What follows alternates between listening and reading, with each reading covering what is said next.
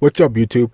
So on First Take, Stephen A. and Max are talking about whether or not Carmelo Anthony would be a good fit with the Lakers. How would he fit in running around with his boy LeBron?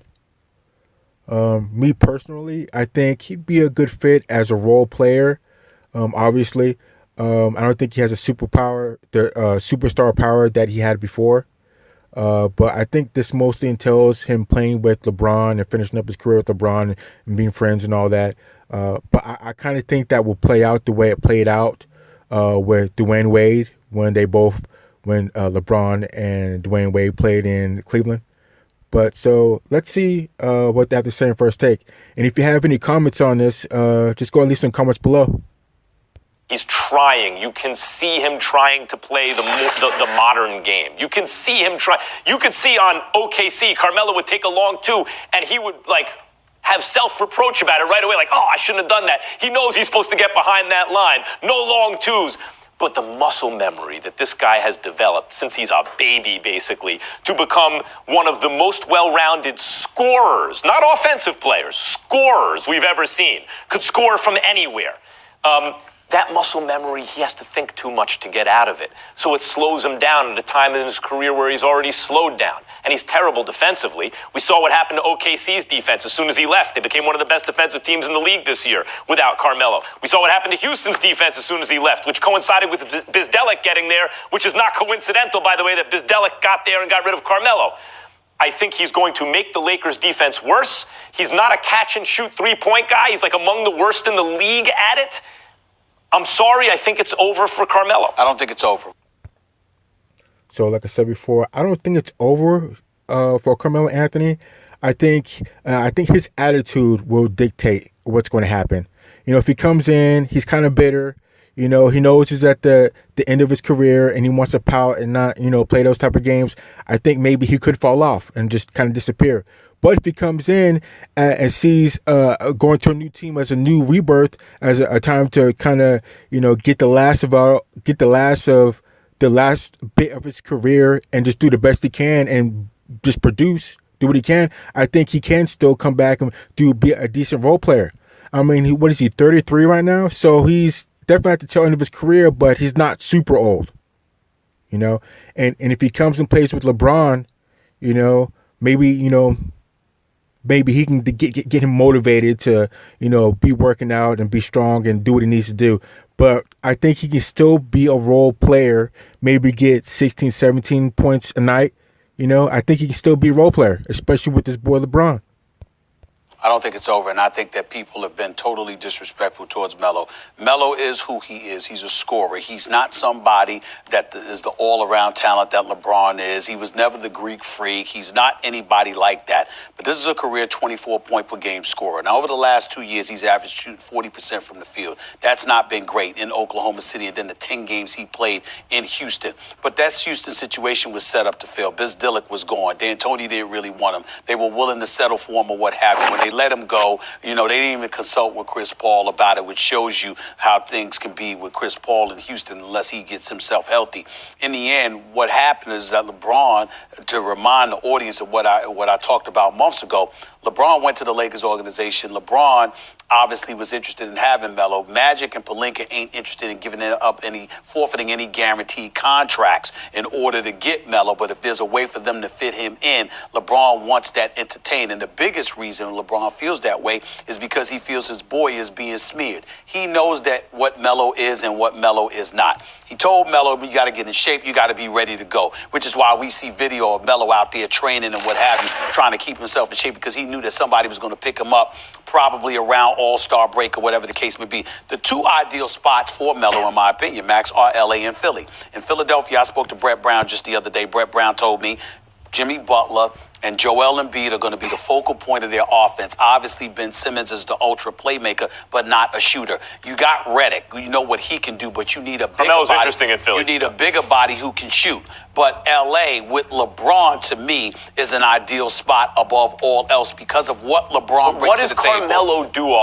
Let's talk about what Carmelo can still do as a player, okay? I believe if he's coming off the bench, he could be the focal point of a half-court post-up kind of set that you might want to run sometimes if you want to slow the game down. If you're having a hard time finding buckets in transition, if your defense isn't that great, you just want to, then Carmelo can be deployed in that very limited way. Yeah, but I don't see him working in the starting lineup. You're being a bit scientific about it because you allude to the muscle memory element. I am telling you that, assuming you're right about that, there's only one player that I've religiously stated could potentially overcome that, and that's LeBron James. Now, Chris Paul had a chance, but Chris Paul obviously has had questionable health, so he's in and out and what have you, and that's counterproductive to anything, to the continuity that you would need for Carmelo Anthony. When you look in Philly, here's why I don't like Philly better than L.A.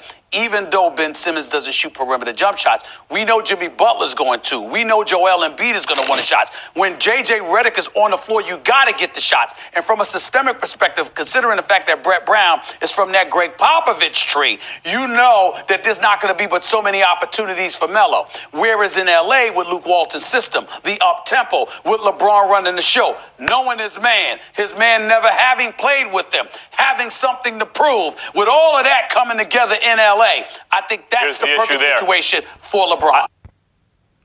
I think that is the perfect situation for Carmelo and LeBron, specifically because that's LeBron's boy. LeBron's going to get his boy in there, and he's going to get at least a shot. He's going to at least give him a chance to run with him, at least. Just like he did with Dwayne Wade, which it didn't work out, which that's kind of how I see this is probably going to work out if Carmelo goes with the Lakers. At the very best, I think Carmelo will be a role player and, supporting cast. I don't think he's going to be the superstar that he once was, which he's not anymore anyways. But I see him as a role player at best, But at least he's playing with his homeboy LeBron, That's at least he's playing with his homeboy LeBron. But actually, if you think about it, it's supposed to be showtime. It's supposed to be about winning, not about having a personal thing. Oh, you're my friend. I really want to play with you, yada, yada, yada. We're here to win. And I think Magic will probably see that and probably, intervene with that. But he's not even there yet. So this is all hypothetical. So let's see what else they have to say. Should be almost done. I agree. It's the perfect situation for Melo. Right. Is it good for the Lakers? I don't think it's bad for the Lakers. One of the things that the Lakers have going for them right now with LeBron's injury is the amount of responsibility on Ingram and Kuzma.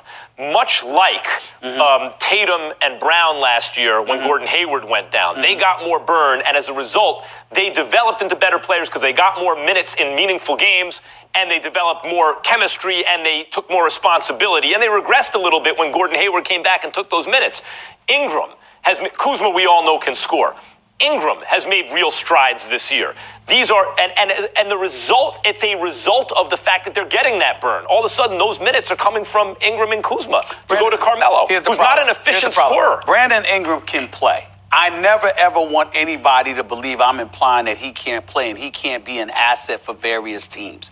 I think for this Lakers team, he's the wrong fit. That's why I was screaming about Bradley Beal early on in the season if highway robbery could take place, which it wasn't going to. And when I think about when I think about Brandon Ingram, yes, he's shooting 46% from the field. He's shooting 30% from three-point range. He's not a guy. He's there with the Lakers playmaking, playing some point guard at times or whatever. No, when LeBron comes back, I've religiously stated, remember when I said you got to get Josh Hart and Kuzma into that starting lineup? They did that. They made a run before LeBron got hurt. You add Melo, I believe, me personally, with LeBron, not Melo on his own as an individual against Brandon Ingram, because I understand Brandon Ingram's young, fresher legs, plays better defense. He's more valuable. But with LeBron, I think Melo's a better fit. This is where I could see it. I think he's a better fit. I would say he would be a better fit than anywhere else, but is it really going to work? So he may fit in LA, but is it going to work? Now, if he goes in place else, it may not work there and he may not be a fit. But he could fit in LA because he's with his homeboy LeBron and be supporting role. But is it thoroughly going to work out to where they can make some serious runs? Or are they going to look to get somebody else, another forward in there that, could definitely play over Carmelo? Is that what's happening, or is that what could happen? And I doubt it now, the way this season has gone and the way the market seems to be going. If, in fact, the Lakers could pull a trade deadline deal involving Brandon Ingram So Okay. if he's shipped out, right? Okay. Then Carmelo Anthony would be a way to replace some of Why would those you doubt minutes. that it could happen? I mean, this is the time of year when it usually does, is what I'm saying. What, in other words, who are you going to get who's an upgrade over Ingram that you could land for a package that involves Ingram, Well, again, considering that Lonzo is hurt? Gentlemen, yep. You're looking at it wrong, and here's why. Because you shouldn't be looking at it that way in terms of players. You should be looking at getting rid of some money, clearing some cap space. Because you got to remember, with Melo, he's not going to compromise that. But when you swap a trade for Ingram, you might want to get somebody in the last year of their deal for the same amount of salary or what have you. So you don't really need another player. What you need is to make sure you don't compromise your cap space. You let Melo play instead of Ingram. So what do you? And that